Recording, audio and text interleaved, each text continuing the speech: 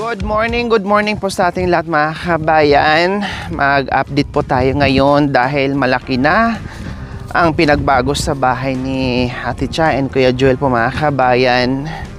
No, kunting-kunti na lang, siguro 2 araw or 3 araw ay matatapos na ito mga kabayan. Yung kusina, umikot tayo, hindi lang kusina mga kabayan at mayroon pang terrace ito mga kabayan. Kaya tara silipin po natin, ipapasilip po namin sa inyo sa umagang ito.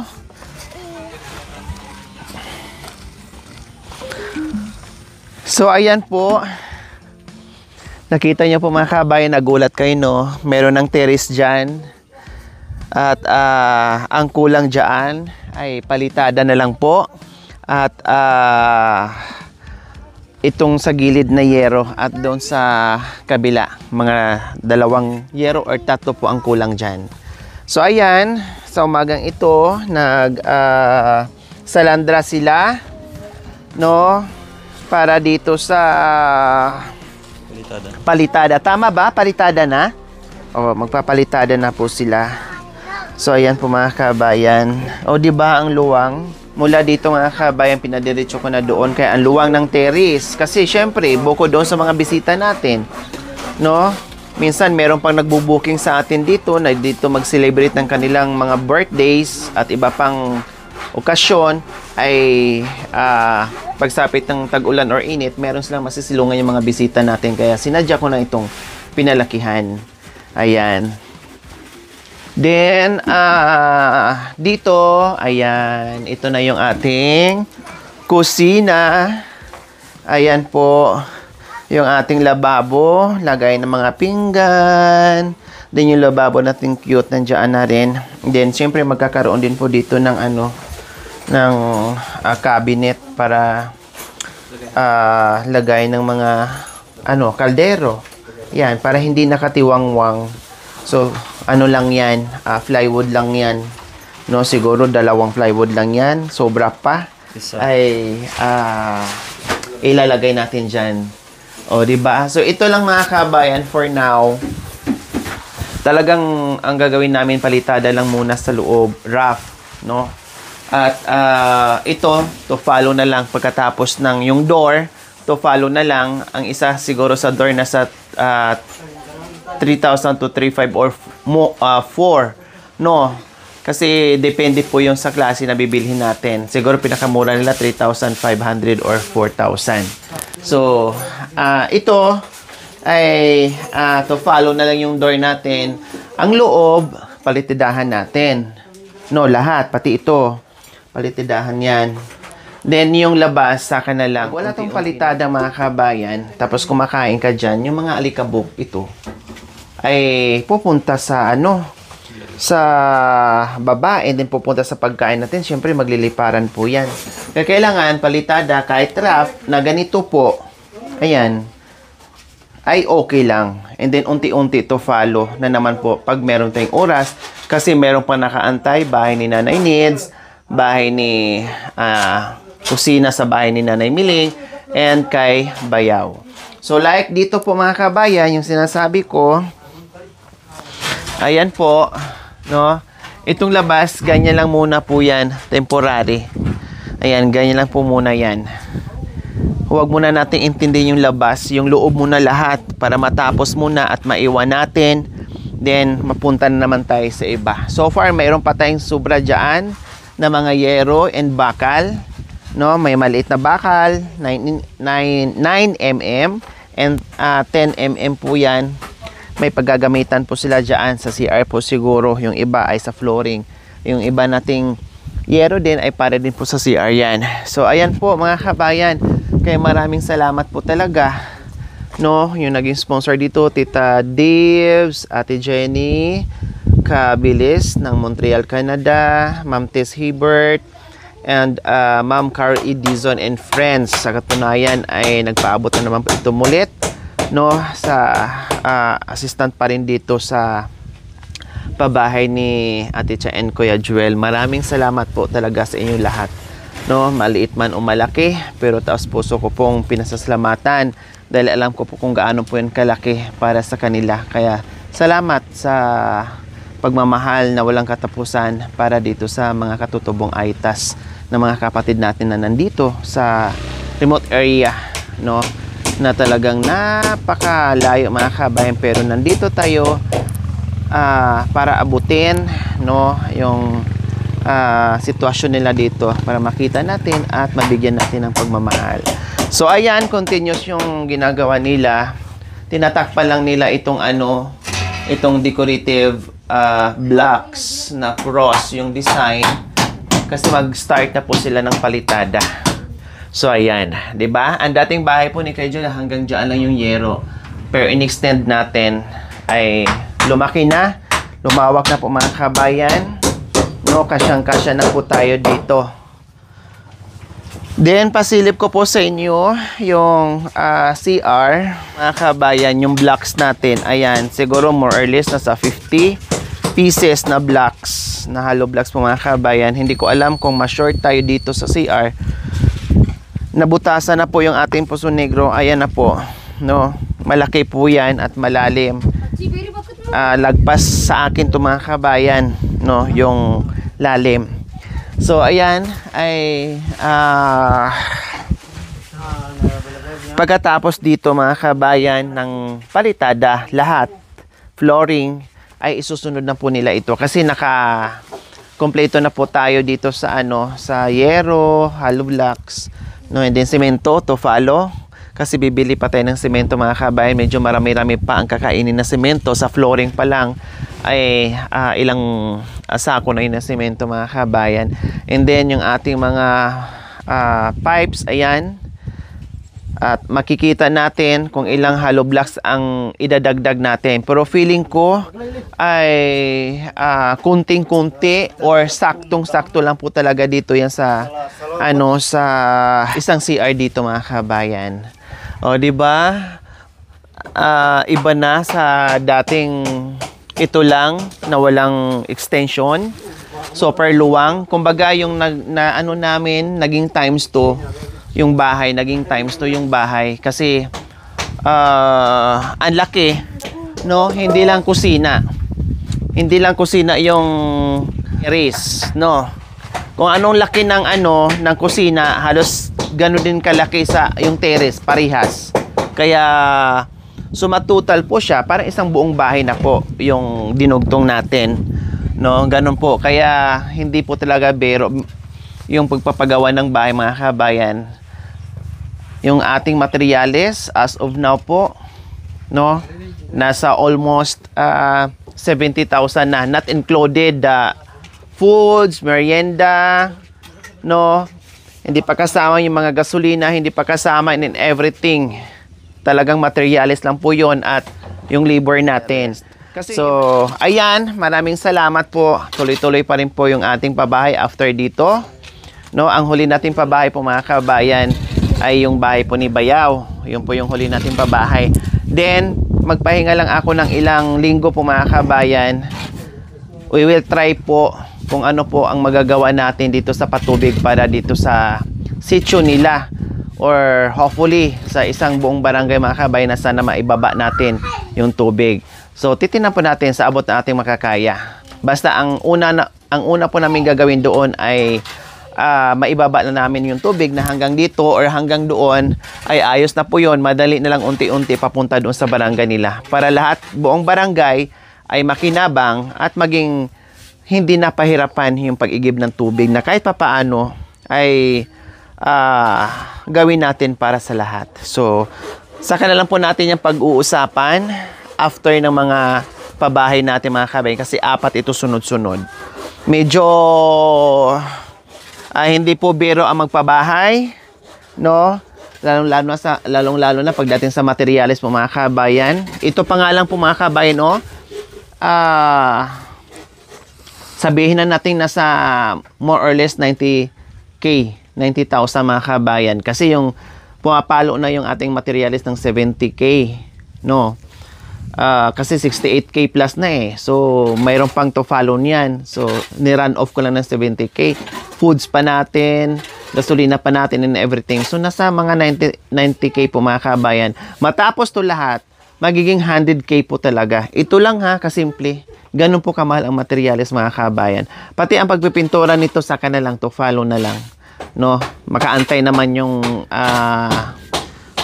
pintura. No, saka na lang pag medyo nakaluwag na, no, basta tapusin ko muna yung 4 na bahay. Saka ako mag-unti-unti na naman ng pintura. So, ganun po. Kaya maraming salamat po sa ating lahat sa pagmamahal. At mula noon din nyo po ako iniwan. Nandyan po kayo sa aking misyon. O biro nyo po mga kabayan, kahit papaano ang dami ng bahay na naibigay natin. No, hindi man tuwing vlog natin na ibibigay natin yung lahat ng kailangan nila. Pero wala, di tayo nakapunta sa ibang lugar kasi nag-igib tayo, bumili ng ibang materyales and everything. Ang dami balik-balik igib. Alam nyo naman po mga kabayan, nandito kami sa Pilipinas. Ang igiba namin sa Afghanistan. Diba po? Ang layo. Kaya medyo pag nagpagawa ako ng bahay dito mga kabayan, anticipated na po yun na talagang matatagalan. Dahil sa distance, sa city at saka itong lugar, pag-deliver ng materyales, mag-antay ka pa ng few days, mag-antay ka ng 2 araw, 1 araw, and then paghakot ng tubig, ganun din po. Sobrang hirap. O katulad dito, konti na lang din po ang tubig. Ayan. Yung isang malaking drum po mga kabayan, 2 balik po yan, almost. Katulad nito, dito na yung tubig. And then, magpapalitada sila. Baka mamaya, after namin mag-vlog, depende kung anong oras kami makakauwi, makaisang biyahe, sigurong tubig, or bukas na naman bago kami uuwi, ay mag-iigib. Then, meron pa kami ibang hahakutin. Kasi kung hindi namin gagawin yung mga kabayan, kung vlog lang kami ng vlog, hindi namin isisingit. Or hindi lang talaga isisingit, ginagawa namin binibigyan namin ng panahon yung pag-igib at paghakot ng ibang materyales para hindi matingga na hindi sila mag-aantay ng matagal. Hindi masasayang yung panahon. Paano sila makakakilos kung gusto lang kumilos kung walang materyales, kung walang tubig? 'Di ba? Kaya kailangan laanan po talaga namin ng 1 araw o 2 araw para maghakot ng mga gagamitin nila dito. So ayan, konti na lang yung tubig Oh. Sa sapa pa, ay sa ilog pa ito galing. Sa ilog. Kumusta? Engineer? Pagod? Kaya pa, engineer Marulas? Kaya? Kaya. Ikaw naman, engineer Labol, kaya pa? Sabihin lang sa akin kung pagod na kayo kasi ako ang magtutuloy. Kaya pa. Ikaw, bossing, kaya pa? Kaya? Kaya pa. Kuya Presko, ay Tatay Presko, kaya pa po? Kung ako lang po ang tatanungin nyo. Kaya pa. Kaya po. Sabihin nyo na po kung pagod kayo kasi ako na po ang papalit sa inyo, ha? Pag hindi na kaya, kainin niya sa mitong. Para hindi na makapagsalita, no? Nag-lock na yung Para manigas. Pag hindi na daw kayo mga kabayan, kainin na daw yung simento. Okay, so almusal muna tayo. Tara. So ay mga kabayan, habang gumagawa sila, nandyan na din si Cha. O ikaw, Cha, napagod nga sa luluto? Sabihin nyo lang, maganda yung prangkahan. Hindi pa? Kasi ako magluluto. Kayang-kaya. Kayang-kaya. Wala nang napapagod. Dito, kahit pagod mga kabayan, pero yung smile nandoon pa din. No? Kasi, syempre, kung nakasimangot ka, pagod ka pa, lalo ka mapapagod. Smile lang. Mga napon. So, ayan, Kuya Joel and Ate Cha. Lagi kong naririnig na yung dating pinapangarap nyo lang, yung dating inaasam ay this is it, ito na talaga, no? Na pinapangarap nyo lang noon na ibinigay sa atin, pinaglob ng Panginoong Diyos. Siyempre, tulong ng ating mga sponsors. So, ano ngayon sa pakiramdam? Alam ko, grabing pagod mo dito, no? Alam ko, grabe yung sakripisyo, yung tulong lahat. Ano ngayon sa pakiramdam mo, Kuya Joel, na malapit na talaga? Masaya po. Tapos minsan po na ano po yung kalooban ko na wala po akong maiambag sa inyo kundi tumulong po. Yun po. Kaya salamat din po sa mga sponsor po na tumulong sa atin. Saka sa inyo po, salamat din. God bless po sa inyong lahat. Anong pakiramdam mo ngayon? Masaya po ate kasi po. Ito na po yung pinapangarap namin ate. Nagdahal din po sa inyo, kaya po na nagkabahay po kami ng ganito. At salamat din po sa lahat po ng sponsor na tumulong kay ate upang mapagawa po yung bahay namin. Thank you so much. Lahat ng ating mga sponsors, naging sponsors po dito sa pabahay ni Ate Cha and Kuya Joel, salamat po. At sa lahat din po ng mga sponsors natin na nagpaabot din para doon sa bahay ni Nanay Nid. Salamat din po, and Nanay Miling, salamat. And sa lahat po ng sponsor din po nagpaabot din po doon kay Bayaw, salamat. To follow ko po i-announce yun para hindi malito. Basta yung mga sponsors na binabanggit ko ngayon, kung saan po akong bahay na ginagawa, doon lang po kasi nakasagregate po yon. Pero lahat ng aking mga sponsors sa aking YouTube channel, sa tiwala at pagmamahal nyo po sa amin, maraming salamat. Hindi ko magagawa ang mga pabahay na maraming pabahay na tayo na ibigay kung hindi po sa inyong tulong. Sponsors, subscribers, followers, YouTube members, viewers, commentators, lahat tayo ay nakaambag kung ano mang ginagawa natin at nakikita nyo po sa aking channel. Maraming salamat at God bless us all.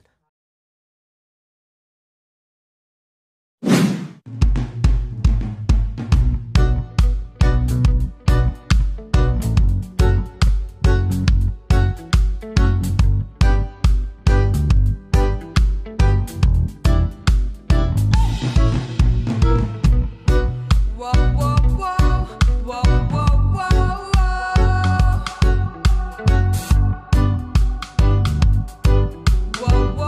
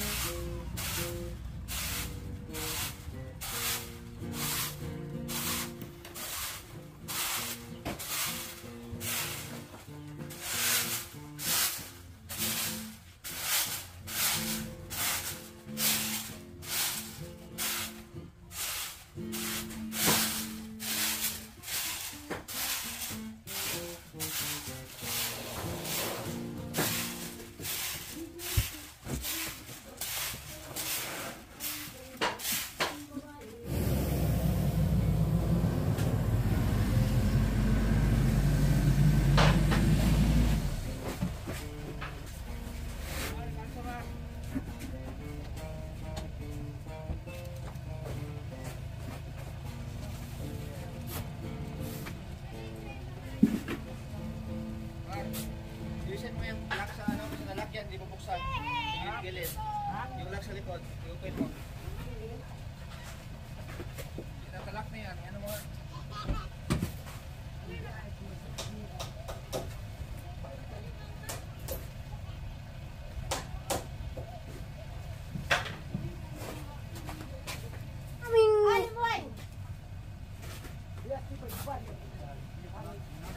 Iya po mo mel ipang mabalag tay ba pamulabol.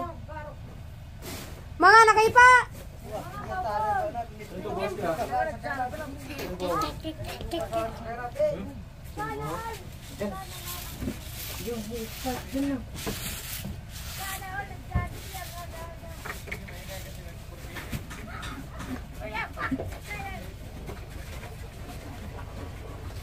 Ino na ipat kayo dira, cellphone.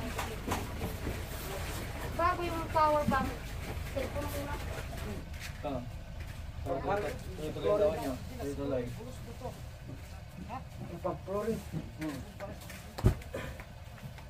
Nadurog na siguro yung cellphone.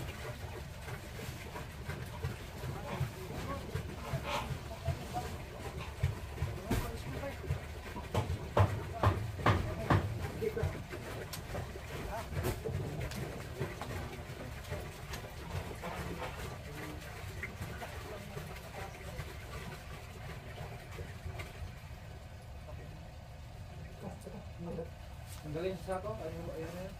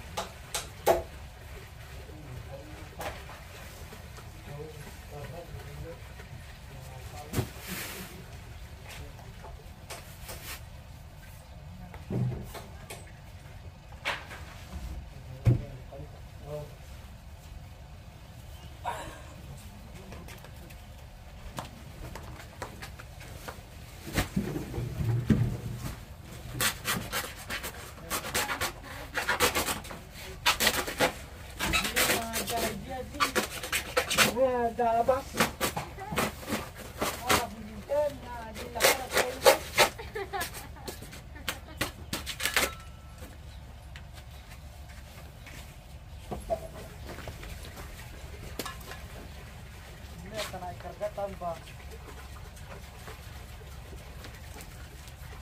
Lubos nga, engineer.